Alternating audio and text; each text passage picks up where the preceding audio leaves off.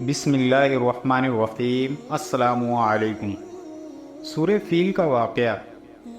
حضور اقدس صلی اللہ علیہ وسلم کے دادا عبد المطلب کا اصلی نام شیبہ ہے۔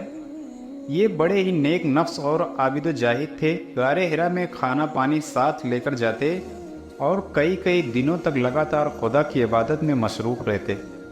رمضان شریف کے مہینے میں اکثر غار حرا میں اعتکاف کیا کرتے تھے اور خدا کے دھیان میں گوشہ نشین رہا کرتے تھے۔ رسول اللہ صلی اللہ علیہ وسلم کا نور نبوت ان کی پیشانی میں چمکتا تھا اور ان کے بدن سے مشک کی خوشبو آتی تھی۔ اہل عرب خصوصاً قریش کو ان سے بڑی عقیدت تھی۔ مکہ والوں پر جب کوئی مصیبت آتی یا قحط پڑ جاتا تو لوگ عبد المطلب کو ساتھ لے کر پہاڑ پر چڑھ جاتے اور بارگاہ خدا بندی میں ان کو وسیلہ بنا کر دعا مانگتے تھے تو دعا مقبول ہو جاتی تھی۔ یہ لڑکیوں کو زندہ درگور کرنے سے لوگوں کو بڑی سختی کے ساتھ روکتے تھے اور چور کا ہاتھ کاٹ ڈالتے تھے۔ اپنے دسترخوان سے پرندوں کو بھی کھلایا کرتے تھے، اس لیے ان کا لقب مطیر یعنی پرندوں کو کھلانے والا ہے۔ شراب اور زنا کو حرام جانتے تھے اور عقیدے کے لحاظ سے موحد تھے۔ زمزم شریف کا کنواں جو بالکل پھٹ گیا تھا، آپ ہی نے اس کو نئے سرے سے کھدوا کر درست کیا اور لوگوں کو آب زمزم سے سیراب کیا۔ آپ بھی کعبے کے متولی اور سجادہ نشین ہوئے۔ اصحاب فیل کا واقعہ آپ ہی کے وقت میں پیش آیا۔ 120 برس کی عمر میں آپ کی وفات ہوئی۔ حضور اکرم صلی اللہ علیہ وسلم کی پیدائش سے صرف 55 دن پہلے یمن کا بادشاہ ابرہہ ہاتھیوں کی فوج لے کر کعبہ ڈھانے کے لیے مکہ پر حملہ ور ہوا تھا۔ اس کا سبب یہ تھا کہ ابرہہ نے یمن کے دارالسلطنت صنعاء میں ایک بہت ہی شاندار اور عالیشان گرجا گھر بنایا اور یہ کوشش کرنے لگا کہ عرب کے لوگ بجائے خانہ کعبہ کے یمن آ کر اس گرجا گھر کا حج کیا کریں۔ جب مکہ والوں کو یہ معلوم ہوا تو قبیلہ کنانہ کا ایک شخص غوث و غضب میں جل بھون کر یمن گیا اور وہاں کے گرجا گھر میں پاخانہ پھر کر اس کو نجاست سے لت پت کر دیا۔ جب ابرہہ نے یہ واقعہ سنا تو وہ طیش میں آپے سے باہر ہو گیا اور خانہ کعبہ کو ڈھانے کے لیے ہاتھیوں کی فوج لے کر مکہ پر حملہ کر دیا، اور اس کی فوج کے اگلے دستے نے مکہ والوں کے تمام اونٹوں اور دوسرے مویشیوں کو چھین لیا۔ اس میں 200 یا 400 اونٹ عبد المطلب کے بھی تھے۔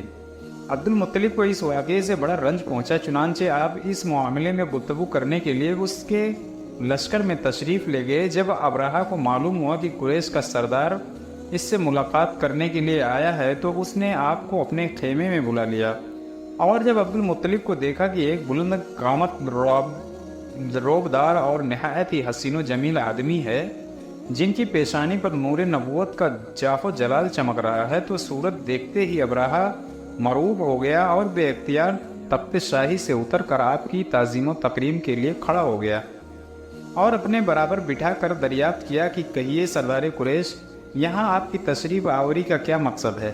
عبد المطلب نے جواب دیا کہ ہمارے اونٹ اور بکریاں وغیرہ جو آپ کے لشکر کے سپاہی ہانک لائے ہیں، آپ ان سب مویشیوں کو ہمارے سپرد کر دیجیے۔ یہ سن کر ابرہہ نے کہا کہ اے سردار قریش، میں تو یہ سمجھتا تھا کہ آپ بہت ہی حوصلہ مند اور شاندار آدمی ہیں، مگر آپ نے مجھ سے اپنے اونٹوں کا سوال کر کے میری نظروں میں اپنا وقار کم کر دیا۔ اونٹ اور بکری کی حقیقت ہی کیا ہے؟ میں تو آپ کے کعبہ کو توڑ پھوڑ کر برباد کرنے کے لیے آیا ہوں، آپ نے اس کے بارے میں کوئی گفتگو نہیں کی۔ عبد المطلب نے کہا کہ مجھے تو اپنے اونٹوں سے مطلب ہے۔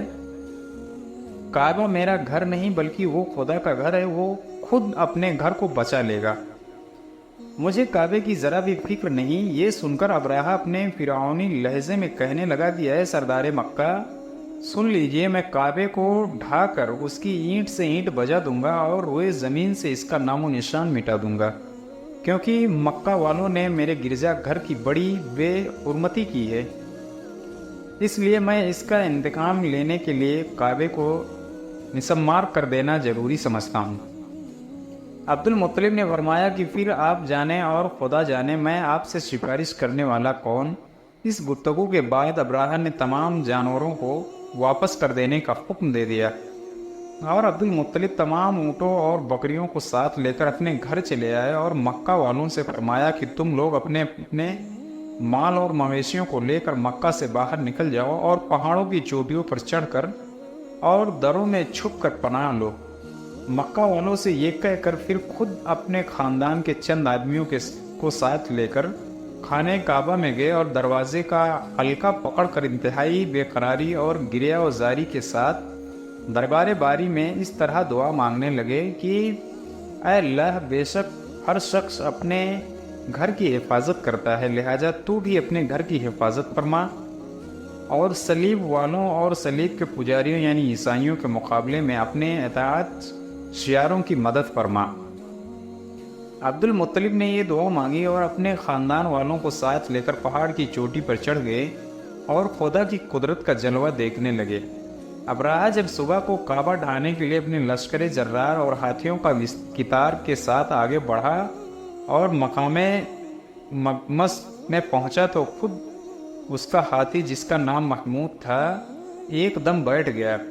ہر چند مارا اور بار بار للکارا مگر ہاتھی نہیں اٹھا۔ اسی حال میں قہر الہی ابابیلوں کی شکل میں نمودار ہوا اور ننھے ننھے پرندے جھنڈ کے جھنڈ، جن کی چونچ اور پنجوں میں تین تین کنکریاں تھیں، سمندر کی جانب سے حرم کعبہ کی طرف آنے لگے۔ ابابیلوں کے ان دل بادل لشکروں نے ابراہہ کی فوجوں پر اس زور شور سے سنگ باری شروع کر دی کہ آن کی آن میں ابراہہ کے لشکر اور اس کے ہاتھیوں کے پرخچے اڑ گئے۔ ابابیلوں کی سنگ باری خداوند قہار و جبار کے قہر و غضب کی ایسی مار تھی کہ جب کوئی کنکری کسی فیل سوار کے سر پر پڑتی تو وہ اس آدمی کے بدن کو چھیدتی ہوئی ہاتھی کے بدن سے پار ہو جاتی تھی۔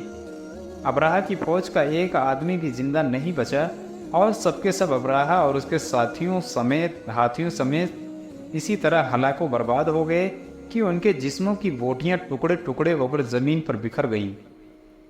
چنانچہ قرآن مجید کی سورہ فیل میں خداوند قدوس نے اس واقعے کا ذکر کرتے ہوئے ارشاد فرمایا کہ یعنی اے محبوب، آپ کے رب نے ان ہاتھی والوں کا کیا حال کر ڈالا، کیا ان کے داؤں کو تباہی میں نہ ڈالا اور ان پر پرندوں کی ٹکڑیاں بھیجی تاکہ انہیں کنکر اور پتھروں سے مارے تو انہیں چبائے ہوئے گھس جیسا بنا ڈالا۔